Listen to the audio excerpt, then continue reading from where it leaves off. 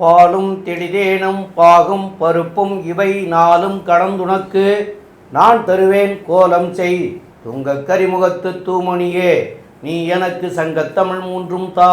Astro பக்தி Das TV நேயர்கள் அனைவருக்கும் அநேக நமஸ்காரங்கள். சக்தி ஜோதிட குழுவின் சார்பாக மார்கழி மாத பலன்களை பற்றி பார்ப்பதற்காக வந்திருக்கின்றோம். குரோதி வருஷம் மார்கழி மாதம். இந்த குரோதி வருஷம் மார்கழி மாத பலன்களை பற்றி பார்ப்பதற்காக அடியன் சக்தி சோமையாகிய நானும் டாக்டர் KS ஐயங்கார் அவர்களும் டாக்டர் ஹரிஹர சர்மா ஐயா அவர்களும் பேச வந்திருக்கின்றோம். நிகழும் மங்களகரமான குரோதி வருஷம் மார்கழி மாதம். மார்கழி அப்படின்றத பொறுத்தளவுக்கு மாதங்களில் நான் மார்கழி அப்படின்னு சொன்னார் எம்பெருமான் கிருஷ்ண பெருமான். ஒசந்த மாதம், தனுர் மாதம் அப்படின்றது ஒசந்த மாதம். அப்போ இந்த மாதம் பிறக்கும் பொழுது இந்த காலகட்டங்களில் பெரும்பாலும் பெருமாள் கோயில், வைணவ கோயில்களில் திருப்பாவை திருவம்பாவை படிக்கக்கூடிய காலகட்டங்கள். யார் ஒருவன் திருப்பாவை திருவம்பாவை படித்தானாலோ அவனுக்கு கண்டிப்பாக மோட்சத்தில் இடம் உண்டா? மோட்சத்தில் இடம் உண்டு. நாம் செய்கின்ற ஒவ்வொரு நல்ல காரியத்திற்கும் ஒவ்வொரு பலன்கள் உண்டு. இந்த தனுர் மாதத்தில் கிட்டத்தட்ட 29 நாள் வருது. இந்த 29 நாளுமே பிரம்ம முகூர்த்த நேரம் அப்படின்றத பொறுத்தளவுக்கு கார்த்தால 4லேருந்து 6 வரலும் பிரம்ம முகூர்த்த நேரம். நம்ம இத்தனை மாதம் தூங்கிட்டு சூரிய உதயமான விட்டு எழுந்துட்டு அத்தனை பேரும் இந்த தனுர் மாதத்தில் பொறுத்தளவுக்கு பிரம்ம முகூர்த்த நேரமான 4 to 6 எழுந்தி தலைக்கு ஸ்நானம் பண்ணிவிட்டு திருப்பாவை திருவம்பாவை படித்தோம்னா நமக்கு கண்டிப்பாக மோட்சம் கிடைக்கும். சாமி என்ன சாமி எடுத்த விட்டு மோட்சத்துக்கு போகிறதுக்கு வழியை சொல்கிறீங்களே அப்படின்னா நம்மளுடைய பாவங்கள் குறையக்கூடியது அப்படின்றதான் மோட்சத்துக்கு. நம்மளோட அக்கௌண்ட்டை இங்கேயே கழிச்சாச்சு அப்படின்னு சொன்னாக்க நம்ம பரமபத வாசலுக்கோ மோட்சத்துக்கோ போகலாம். அப்போ இந்த 4 to 6 எழுந்திரிச்சிட்டு நமக்கு திருப்பாவை திருவம்பாவை படிக்க தெரியலனாலும் பரவாயில்ல, பக்கத்தில் உள்ள வைணவ கோயில்களுக்கு போயிட்டு அங்கே பாடுறதை நம்ம காது கொடுத்து கேட்டோம்னாலே பாதி பிரச்சனை சால்வ் ஆகக்கூடியது. அப்போ இந்த மாதங்களில் தனுர் மாதம், தனுர் மாதத்தை ஒரு சில பேர் சொல்லுவாங்க மார்கழி மாதம், அதனால் பீட மாதம், அந்த காலகட்டங்களில் சுபகாரியங்கள் தவிர்க்கணும். அதெல்லாம் கிடையாது. மார்கழி அப்படின்றது இறைவனுக்குள்ள மாதம். நம்ம ஒவ்வொரு மாதமும் நம்மளுடைய முன்னோர்களும் மூத்தோர்களும் ஒவ்வொரு மாதம் ஒவ்வொரு தெய்வத்துக்கும் கொடுக்கப்பட்ட மாதம். அதன்படி வரும்போது இந்த தனுர் மாதம் என்கின்ற மார்கழி மாதம் தெய்வத்துக்குரிய மாதம். தெய்வத்தை வணங்கினோம் அப்படின்னு சொன்னாக்க செய்த பாவங்கள் அத்தனையா அன்னன்னைக்கே கழியக்கூடிய காலகட்டங்கள். சரி, இப்போ இந்த மார்கழி மாதம் பிறக்கிறது எப்போ, முடிகிறது எப்போ அப்படின்றத ஃபஸ்ட்டு பார்ப்போம். 16/12/2024 மார்கழி மாதம் பிறக்குது. மார்கழி மாதம் முடிகிறது அப்படின்றது 13/1/2025 மார்கழி மாதம் முடியுது. அப்போ சற்றேறக்குறைய 29 நாள் இந்த மார்கழி மாதம் இருக்குது. இந்த மார்கழி மாதத்தில் விசேஷமான நாட்கள், அதாவது மிக விசேஷமான நாட்கள் உண்டு, விசேஷமான நாட்கள் உண்டு. அதுபடி பார்க்கும்பொழுது மாதம் பிறக்கிறது தனுர் மாத பூஜை.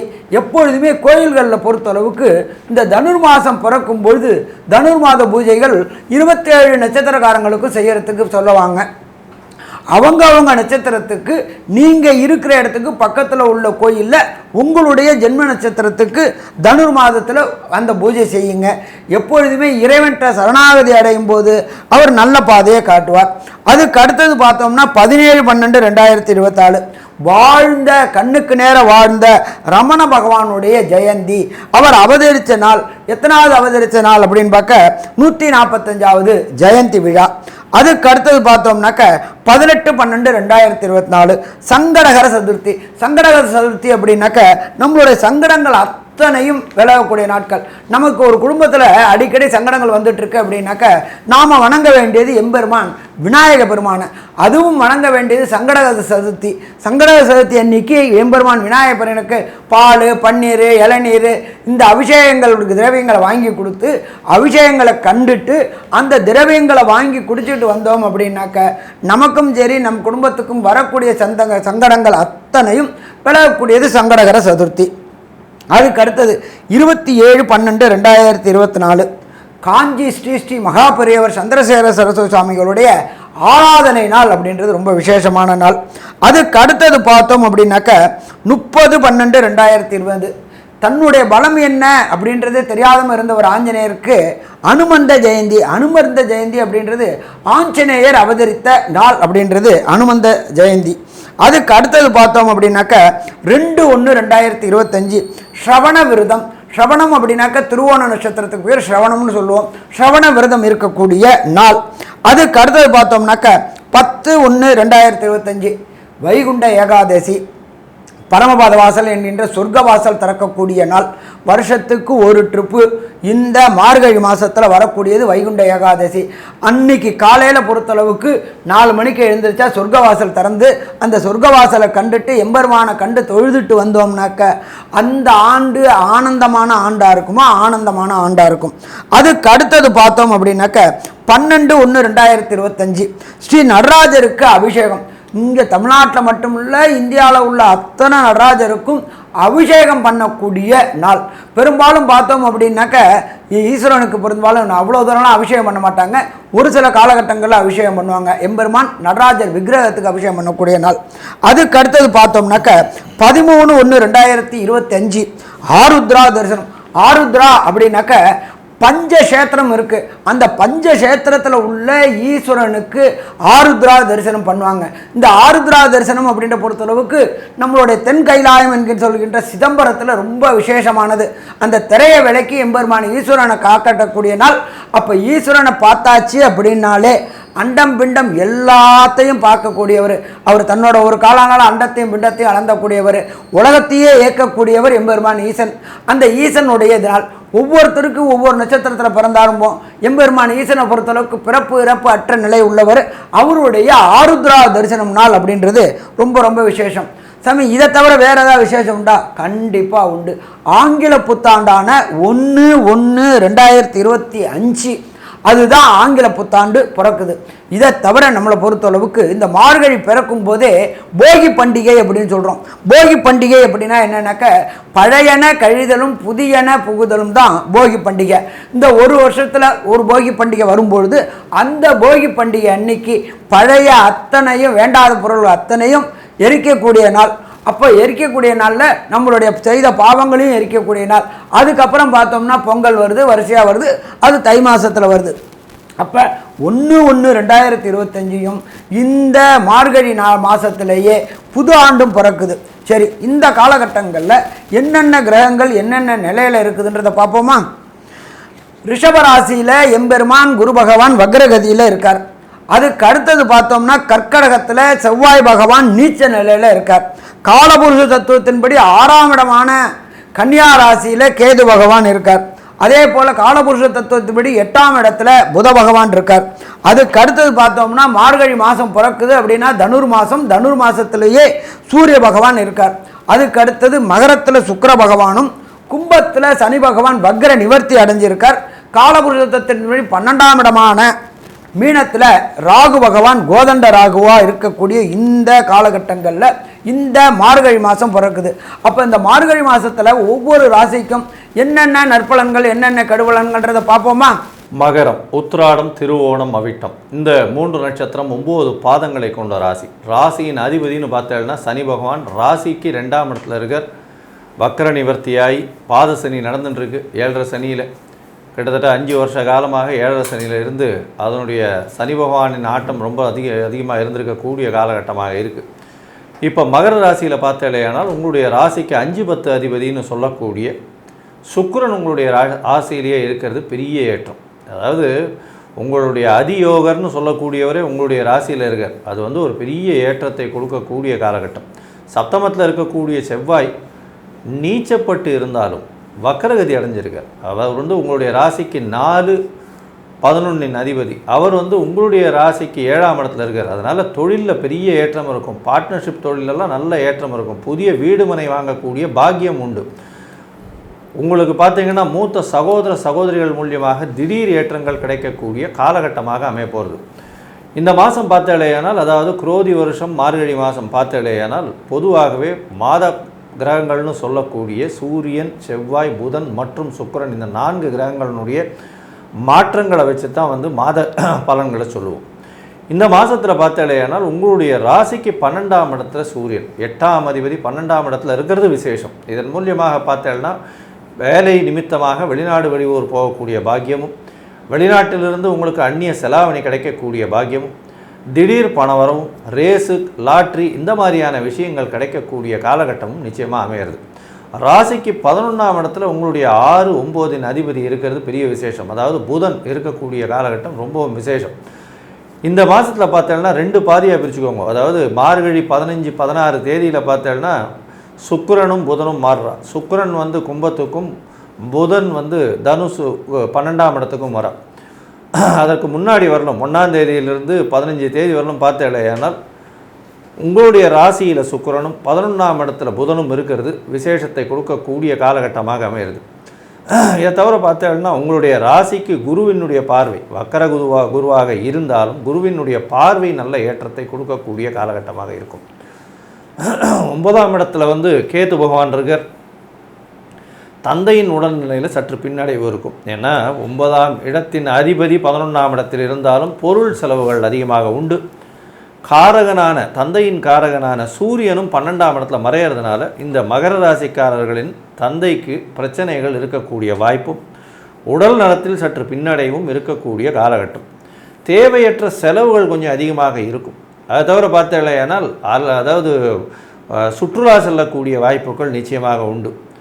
தேவையற்ற அலைச்சல், தூக்கமின்மை இதெல்லாம் வரக்கூடிய வாய்ப்புகள் நிச்சயமாக இருக்கும்.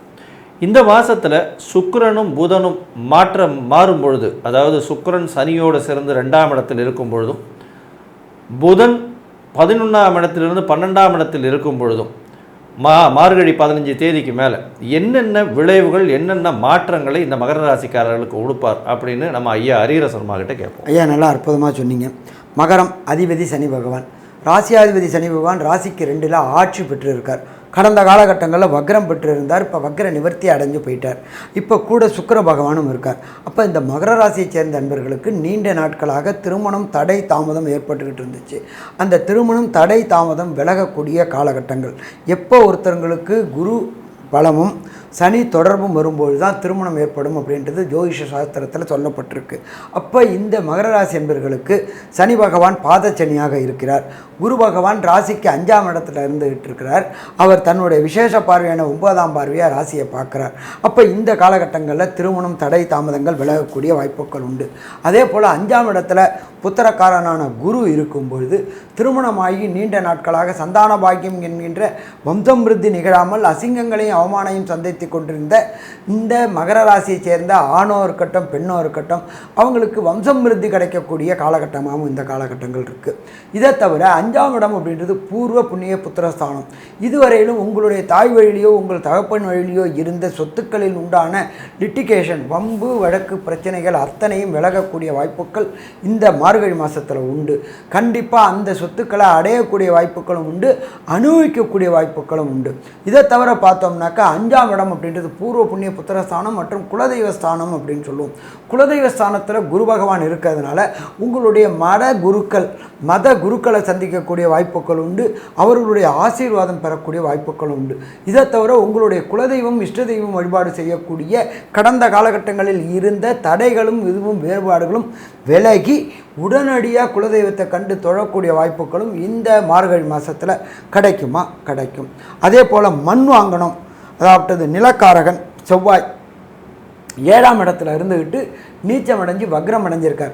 நீண்ட நாட்களாக ஒரு இடம் வாங்கணும், ஒரு காணி இடம் வாங்கினாலும் சொந்த இடம் வாங்கணும்னு நினச்சிக்கிட்டு இருக்க மகராசி என்பர்களுக்கு தனக்காரகனான குரு அந்த ராசியை பார்ப்பதனால் உங்களுடைய சுயமுயற்சியினால் இடம் வாங்க முடியும். இனத்துக்கு உண்டான பணங்கள் அத்தனையும் வந்து சேரக்கூடிய வாய்ப்புகளும் இந்த காலகட்டங்களில் உண்டுன்னே சொல்லலாம். என்ன ஒன்று அப்படின்னு கேட்டிங்கன்னா 7ல் செவ்வாய் இருக்கிறாரு. அவர் நீச்சம் அடைஞ்சு வக்ரம் அடைஞ்சிருக்கிறாரு. அவர் உங்களுடைய குடும்பஸ்தானத்தை பார்க்குறாரு தன்னுடைய விசேஷ பார்வையான 8ஆம் பார்வையினால். அதனால் குடும்பத்தில் சின்ன சின்ன குழப்பங்கள் வரக்கூடிய வாய்ப்புகள் உண்டு. அப்போ அந்த குழப்பங்கள் வருது அப்படின்ற பொறுத்தளவுக்கு விட்டு கொடுத்துட்டோம் அப்படின்னா பிரச்சனைகளை தவிர்க்கலாம். இதை தவிர பார்த்தோம்னாக்க சுக்கிரன் கூட சனி சேர்க்கை 15 நாள் கழித்து சேர்க்கிறார். அப்போ இந்த சுக்கிரன் சனி சேர்க்கை அப்படின்றது மிக சிறப்பான சேர்க்கை. இந்த சுக்கிரன் சேர்க்கை வரும்பொழுது சின்னத்திரை பெரிய திரை கலைஞர்களுக்கு கண்டிப்பாக கடந்த காலகட்டங்களில் வாய்ப்பு இல்லாமல் வீட்டில் முடங்கி கிடந்த சின்னத்திரை பெரிய திரை கலைஞர்களுக்கு வாய்ப்பு கிடைக்குமா? வாய்ப்பு கிடைக்கிறதோடு இல்லாமல் 3ஆம் இடமான கம்யூனிகேஷன் பாவத்தில் ராகு பகவானும் இருக்கிறதுனால வெளியூர் வெளிமாநிலம் வெளிநாடுக்கு போய் படப்பிடிப்புகள் நடத்தி இங்கே வாங்குகிற வருமானம் மாதிரி 3 மடங்கு வருமானம் வாங்கி கடந்த காலகட்டங்களில் வாங்கின கடன்கள் அத்தனையும் அடைக்கக்கூடிய வாய்ப்புகள் உண்டு. அதே போல் சூரியன் கூட புதன் சேரக்கூடிய காலகட்டங்கள் 12ஆம் இடத்துல சூரியன் கூட புதன் சேர்ந்தாச்சு அப்படின்னாக்க புத ஆதித்ய யோகம். இந்த மகர ராசியை சேர்ந்த குழந்தைகளை பொறுத்தளவுக்கு இதுவரை கல்வியில் இருந்த சின்ன சின்ன தடைகளும் தாமதங்களும் விலகக்கூடிய வாய்ப்புகள் உண்டு. காம்படிட்டிவ் எக்ஸாம்ஸ் என்று சொல்லக்கூடிய ஐஐடி, ஜேஇஇ, நீட்டு, பிஹெச்டி, ஐபிஎஸ் எழுதக்கூடிய அத்தனை மகர ராசி என்பவர்களுக்கும் வெற்றி வெற்றி வெற்றி கிடைக்கக்கூடிய வாய்ப்புகளும் இந்த காலகட்டங்களில் உண்டு. எப்பொழுதுமே பொறுத்தளவுக்கு 8க்குரியவர் 12ல் மறையிறது மிக சிறப்பு. மறைவு மூலியமாக வருமானங்கள், லாட்ரி, ரேஸு, ஸ்பெக்குலேஷன் போன்றவற்றின் மூலியமாக மறைமுக வருமானங்கள் கிடைக்கக்கூடிய வாய்ப்புகளும் உண்டு. தனக்காரனான குருவும் நல்லா இருக்கார். அப்போ இந்த காலகட்டங்களை பொறுத்தளவுக்கு மகர ராசி என்பவர்களுக்கு வெற்றி வெற்றி அப்படின்னு சொல்லக்கூடிய மாதமாக இந்த மார்கழி மாதம். சரி, ஒரு சில பேருக்கு தசாநாதனோ புத்திநாதனோ அந்தரநாதனோ சூட்சமநாதனோ சரியில்லை அப்படின்னா என்ன எளிய பரிகாரம் பண்ணலாம்? இதை தவிர பார்த்தோம் அப்படின்னு சொன்னாக்க இந்த மார்கழி மாதத்தில் பொறுத்தளவுக்கு எந்த தெய்வத்தை வணங்கினா பிரச்சனைகள்லேருந்து வெளிவரலாம் அப்படின்றதையும் இல்லாமல் மார்கழியில் உள்ள 29 நாட்களில் சுபகாரியங்கள் தவிர்க்கக்கூடிய நாட்கள், அதாவது சந்திராசிரம நாட்கள். உங்களுடைய ஜனன சந்திரனுக்கு கோல்சார சந்திரன், அதாவது உங்களுடைய ஜனராசிக்கு கோல்சார சந்திரன் 8ல் மறைகிறது. புத்திகாரகனான மனோகாரகனான சந்திரன் மறைகிறதுனால புத்தி பேதலிக்கக்கூடிய வாய்ப்புகள் உண்டு, குழப்பம் அடையக்கூடிய வாய்ப்புகள் உண்டு. அதனால் நாம் எடுக்கக்கூடிய முடிவுகள் தவறுதலாக அமையக்கூடிய வாய்ப்புகள் உண்டு. அப்போ அந்த சந்திராசிரம தினங்கள் என்னென்ன அப்படின்றத பற்றியும், என்ன தெய்வத்தை வணங்கினா இருக்கிற பிரச்சனைகளை விட்டு வெளியில் வர முடியும்ன்றதை பற்றியும் ஐயா டாக்டர் சக்தி சோமையா அவங்க விரிவாகவும் விளக்கமாகவும் சொல்லுவாங்க. ரொம்ப அற்புதமாக சொன்னீங்க ஐயா 2 பேருமே. இப்போது சந்திராஷ்டம தினங்கள் அப்படின்னு சொன்னால், சந்திரன் உங்களுடைய ராசிக்கு 8ஆம் இடத்துல சஞ்சரிக்கிற காலத்தை சந்திராஷ்டமம்னு சொல்லுவோம். அந்த 8ஆம் இடத்துல சஞ்சரிக்கிற காலத்தில் உங்களுடைய மனநிலைகள் பேதலிக்க தொடங்கும். பேதலிக்கிறதுனா என்ன? சரியான முடிவு எடுக்க முடியாது. ஆனால் நீங்கள் நினச்சிக்கிறீங்க நாம் எடுத்த முடிவு கரெக்டுன்னு, ஆனால் அது சரியான முடிவாக இருக்காது. அதனால தான் அந்த நாட்களை தவிர்க்கணும் அப்படின்னு சொல்லி நாங்கள் சொல்லிகிட்ருக்கிறது. அந்த நாட்கள் உங்களுக்கு இந்த மகர ராசிக்காரர்களுக்கு எப்பொழுதெல்லாம் வருது அப்படின்னு பார்க்குற போது 20/11/2024 வெள்ளிக்கிழமை இன்னைக்கு ஆரம்பமாகுது. 21/11/2024 சனிக்கிழமை, 22/11/2024 ஞாயிற்றுக்கிழமை மாலை 3:05 வரைக்கும் இருக்கிறது. அப்போ இந்த காலகட்டங்களில் புதிய முயற்சிகள்லாம் எடுக்கக்கூடாது. அந்த புதிய முயற்சிகள் இன்றைக்கி எடுக்கிறது உங்களுக்கு நன்மையாக தெரியும், ஆனால் அதனால் பின்னாடி பின் விளைவுகள் வரும், அதனால் பாதிப்புகள் ஏற்படும். அதனால புதிய முயற்சிகளை எதுவும் எடுக்க வேண்டாம்.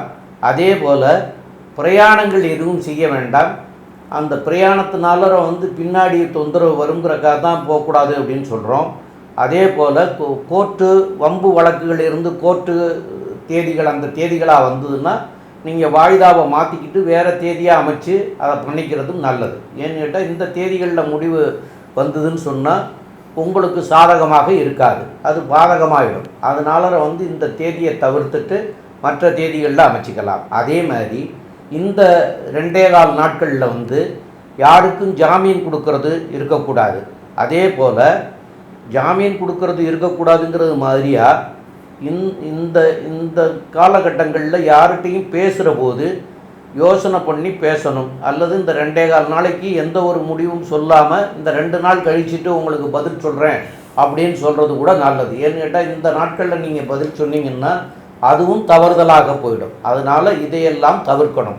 இதையெல்லாம் தவிர்த்திங்கன்னா கண்டிப்பாக உங்களுக்கு பின்னாடி வரக்கூடிய விளைவுகள் இல்லாமல் போகக்கூடிய வாய்ப்புகள் மிக மிக அதிகம்.